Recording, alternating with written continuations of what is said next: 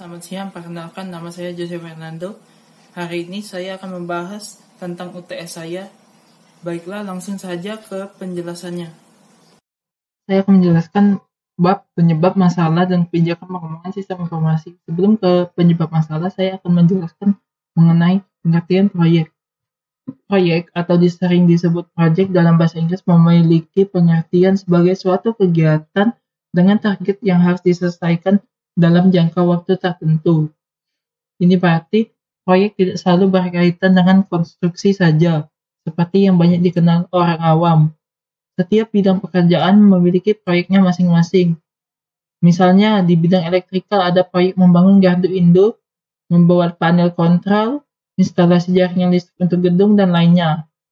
Di bidang teknologi informasi ada proyek membangun infrastruktur jaringan internet, membuat aplikasi marketplace atau toko online atau point of sale, dan lainnya.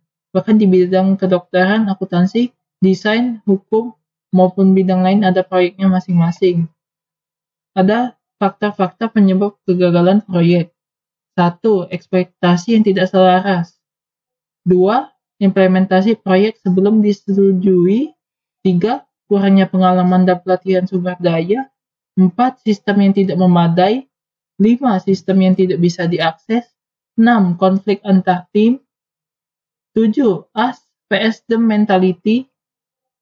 8. Ketidakselarasan sumber daya.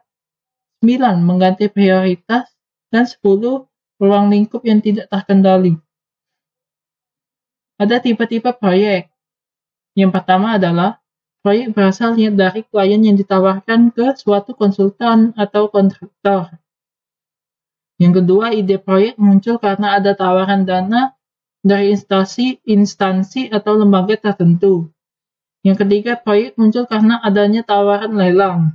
Yang keempat, proyek berasal dari dalam perusahaan sendiri. Alasan pengembangan proyek sistem informasi. 1. Banyak timbul permasalahan dari sistem yang lama karena tidak sesuai lagi dengan kebutuhan. Adanya perkembangan organisasi untuk meningkatkan kesempatan usaha, adanya instruksi dari perubahan, adanya perkembangan teknologi. Baiklah, saya akan menjelaskan tentang kebijakan sistem. Kebijakan untuk mengembangkan sistem informasi dilakukan oleh manajemen puncak, karena manajemen menginginkan untuk meraih kesempatan yang ada dan yang tidak dapat diraih oleh sistem yang lama atau sistem lama mempunyai kelemahan atau masalah. Fakta penyebab kebijakan pengembangan SI. 1. Organisasi proyek yang dibentuk 42%. 2. Metode yang digunakan 41%. 3. Training dan pengawasan 38%. 4. Prosedur dan aturan 35%. 5. Perencanaan dan implementasi 23%. Dan 6. Dukungan eksekutif 22%. Konsep manajemen proyek menekankan faktor dari manusia, masalah, dan proses. Elemen-elemen organisasi. 1. Orang. Itu sekelompok orang yang bekerja dan salah satunya ada memimpin organisasi tersebut. 2. Tujuan. Tujuan organisasi yang harus dicapai baik dalam jangka pendek ataupun panjang. 3. Posisi. Setiap orang dalam organisasi akan memiliki posisi. 4. Pekerjaan. Setiap orang yang ada dalam organisasi tentu mempunyai pekerjaan masing-masing sesuai dengan posisinya sendiri. 5. Teknologi. Untuk mencapai tujuan organisasi membutuhkan teknologi untuk membantu dalam pengolahan data menjadi suatu informasi. 6. Struktur. Struktur organisasi merupakan pola yang mengatur pelaksanaan pekerjaan dan hubungan kerjasama antar setiap orang yang ada dalam organisasi tersebut. 7. Lingkungan luar. Merupakan elemen yang sangat penting yang akan mempengaruhi keberhasilan suatu organisasi. Misalnya kebijakan pemerintah tentang organisasi. Ini merupakan contoh dasar organisasi proyek. Ada yang fungsional, proyek, dan tipe matriks. Proses perencanaan sistem. Yang pertama itu merencanakan proyek-proyek sistem, meliputi mengkaji tujuan, perencanaan strategis, dan taktik perusahaan. Yang kedua, mengidentifikasi proyek-proyek sistem. Yang ketiga, menetapkan sasaran proyek sistem. Yang keempat, menetapkan kendala proyek-proyek sistem, misalnya batasan biaya, waktu, umur ekonomis, dan lain-lain. Kemudian, menentukan prioritas proyek-proyek sistem, membuat laporan perencanaan sistem, meminta persetujuan manajemen. 2. Mempersiapkan proyek-proyek sistem yang dikembangkan meliputi menunjuk tim analisis, mengumumkan proyek pengembangan sistem. 3. Mendefinisikan proyek-proyek sistem yang dikembangkan dengan mengidentifikasi kembali ruang lingkup sasaran proyek, melakukan studi kelayakan, menilai kelayakan proyek sistem, membuat usulan proyek sistem, dan meminta persetujuan manajemen. Penyebab masalah dan kebijakan pengembangan sistem informasi. Menurut saya, inti dari materi ini adalah ketika sistem yang berjalan sekarang sudah tidak sesuai dengan perkembangan teknologi dan sistem tidak dapat memenuhi kebutuhan perusahaan, maka sistem baru akan dikembangkan. Namun dalam sistem baru kita harus menyepakati tujuan awal dari proyek itu diikuti dengan sumber daya yang cocok dengan tugasnya masing-masing. Pengembangan sistem baru pun harus dibantu dengan software-software yang mendukung dan jangan mengganti prioritas di tengah berjalannya proyek. Karena semua faktor penyebab itu dapat menggagalkan pengembangan sistem informasi itu sendiri. Nah, kita akan masuk ke bab selanjutnya, yaitu merencanakan dan membuat aktivitas kerja pada proyek sistem informasi. Yang pertama, saya akan menjelaskan perencanaan terlebih dahulu. Perencanaan dapat didefinisikan sebagai suatu kegiatan yang terkoordinasi untuk mencapai tujuan tertentu dalam kurun waktu tertentu. Pentingnya perencanaan. Perencanaan sangat penting karena dapat menghilangkan atau mengurangi ketidakpastian, memperbaiki efisiensi operasi, mendapatkan pemahaman yang lebih baik tentang tujuan proyek, memberikan dasar bagi pekerja monitoring dan pengendalian. Tujuan perencanaan. Yang pertama, memberi pegangan bagi pelaksana mengenai alokasi sumber daya untuk melaksanakan kegiatan. Yang kedua, sarana komunikasi bagi semua pihak penyelenggara proyek. Yang ketiga, dasar pengaturan alokasi sumber daya. Yang keempat, pendorong para perencana dan pelaksana melihat ke depan dan menyadari pentingnya unsur waktu. Yang kelima, pegangan dan tolak ukur fungsi pengendalian. Jenis perencanaan proyek. 1. Perencanaan strategis. Yang kedua, perencanaan operasional. Alat bantu proyek. Yang pertama itu Work Breakdown Structure atau WBS. Yang kedua, Project Network Diagram. Yang ketiga, Program Evaluation and Review. Yang keempat, Program Evaluation and Review Technique. Yang kelima, Critical Path Method dan Gantt chart. Kita dapat memilih salah satu dan yang saya pilih yaitu WBS. Diagram WBS adalah sebuah diagram yang menggambarkan aktivitas kerja proyek dalam bentuk visual yang menggambarkan hal-hal yang akan dikerjakan untuk membantu dalam perencanaan, pengorganisasian sampai proyek selesai dikerjakan sesuai dengan waktu yang telah ditetapkan. Ini merupakan contoh diagram WBS yang saya buat.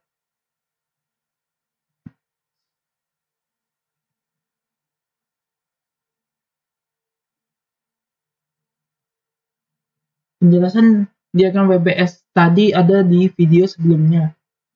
Alasan perlu diagram WBS. Yang pertama, mendefinisikan pekerjaan untuk menyelesaikan sebuah proyek. Yang kedua, menemukan yang sifatnya urgensi. Yang ketiga, menanggulangi penyimpangan. Yang keempat, sebagai alat kontrol. Metode pengembangan sistem informasi ada banyak macam. Namun yang saya pilih hanya 4, yaitu metode System Development Life Cycle atau SDLC.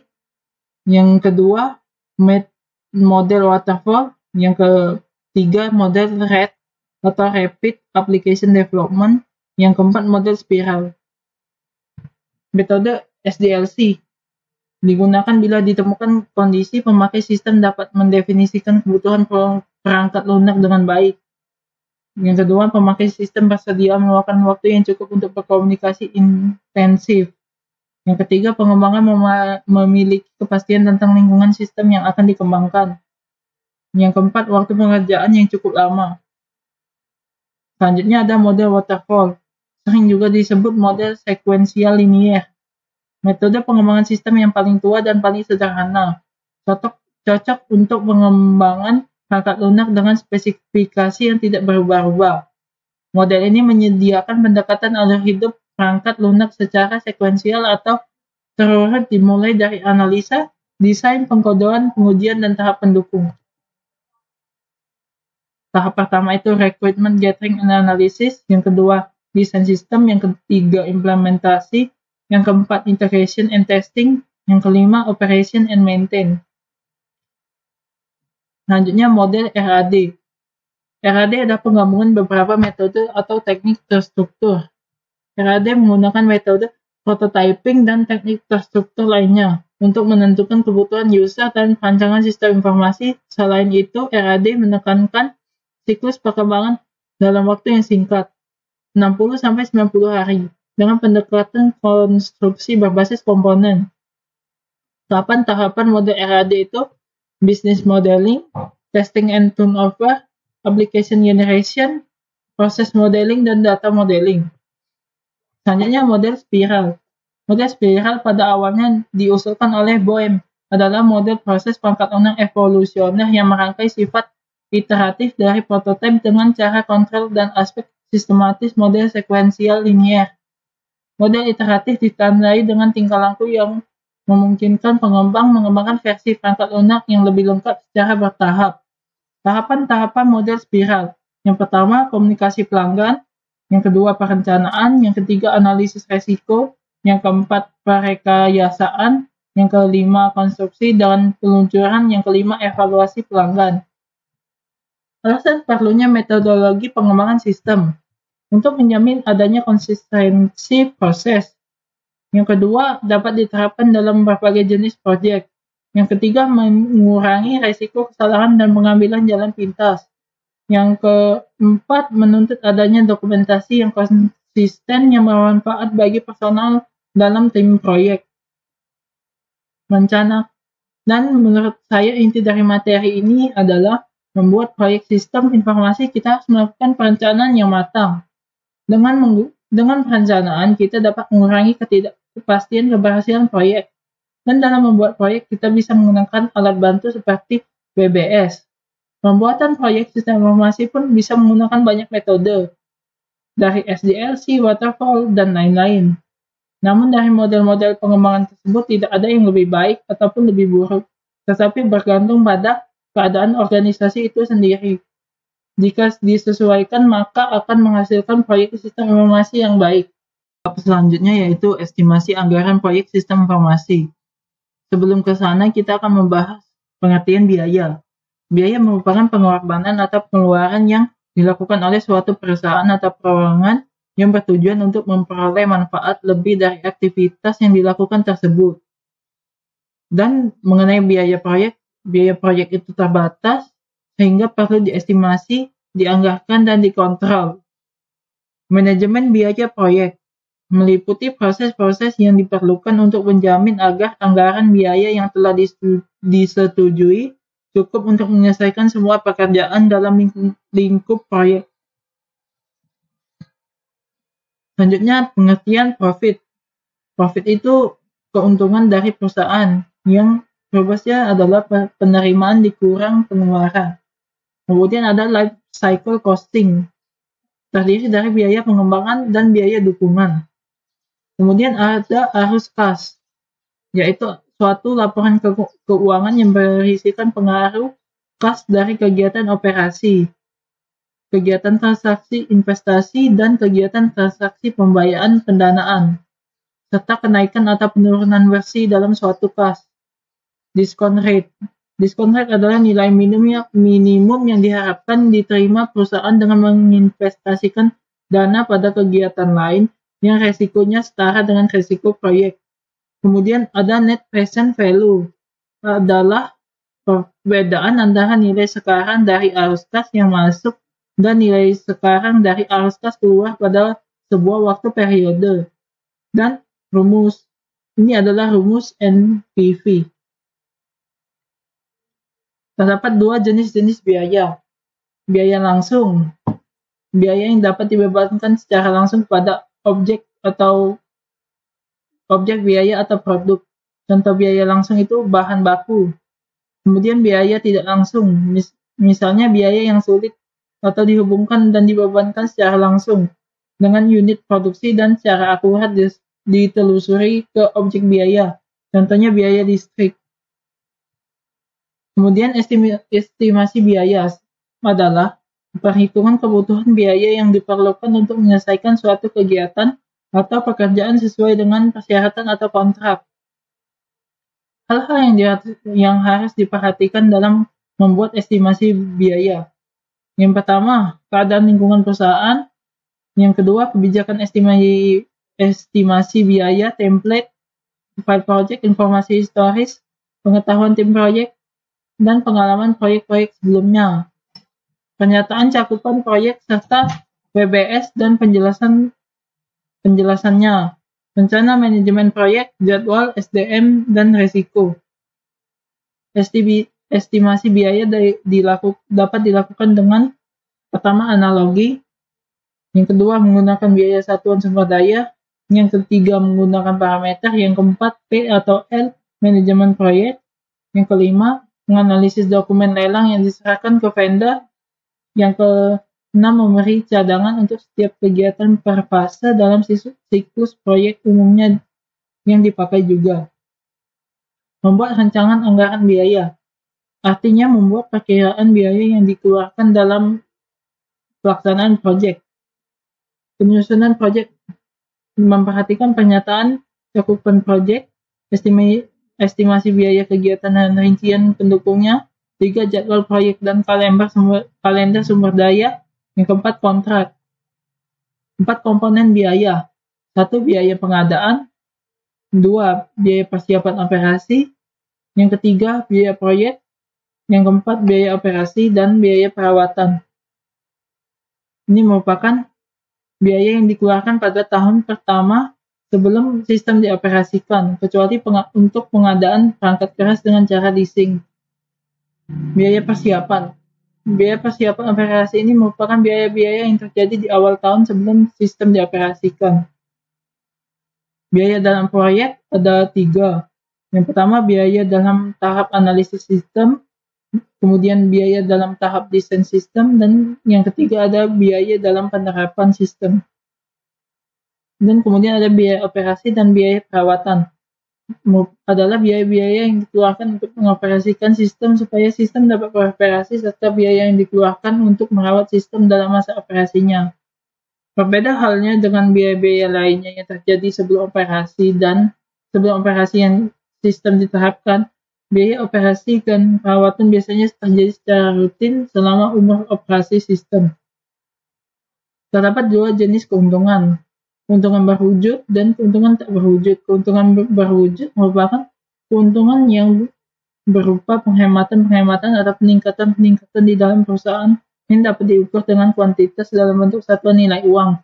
Contohnya pengurangan biaya operasi. Keuntungan tak berwujud, keuntungan yang sulit atau mungkin diukur dalam bentuk satuan nilai uang, contohnya kepuasan pelanggan. Inti dari materi ini adalah dalam pengembangan proyek sistem informasi, estimasi biaya anggaran biaya proyek itu harus dibuat dan memperhatikan seperti keadaan lingkungan perusahaan itu sendiri. Proyek yang dibuat harus menghasilkan keuntungan, bila tidak lebih baik proyek dihentikan daripada perusahaan itu merugi. Biaya pun ada macam-macam, contohnya biaya pengadaan, persiapan operasi, biaya proyek, dan biaya operasi. Keuntungan pun ada yang berwujud, contohnya untung atau laba, dan tak berwujud, contohnya kepuasan pelanggan. Sekian pemaparan materi saya.